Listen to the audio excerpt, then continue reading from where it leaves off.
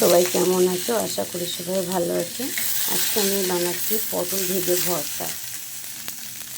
এখানে আমি নুন হলুদ দিয়ে দেবো, দিয়ে ভালো করে পটলটাকে ভেজে নেব। আজকে আমি এখানে দুইখানা ভর্তা আপনাদের সঙ্গে শেয়ার করছি। এখানে তেল দিয়ে দিয়েছি, দিয়ে দিলাম কালো জিরে,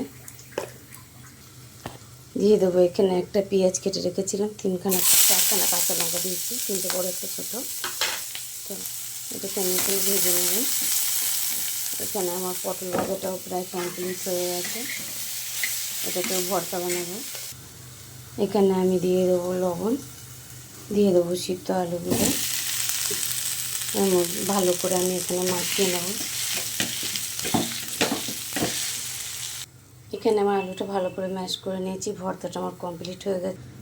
এখানে আমি একটু সরষের তেল দিয়ে দেবো ভর্তাটা বানানোর জন্য। দিয়ে দেবো কালো জিরে, দিয়ে দেবো কেটে রাখা লঙ্কা পেঁয়াজ, একটা বড় সাইজের পেঁয়াজ নিয়েছি, 4টে কাঁচা লঙ্কা দিয়েছি। আমি শুকনো লঙ্কা খুব কম ব্যবহার করি, তার জন্য কাঁচা লঙ্কা দিলাম। এখানে আমি পেঁয়াজটাকে ভালো করে ভেজে নেব।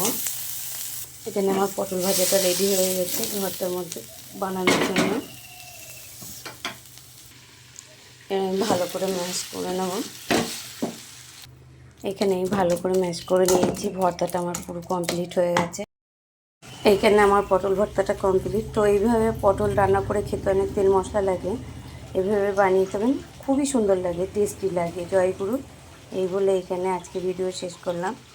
দেখা হবে পরের ভিডিওতে।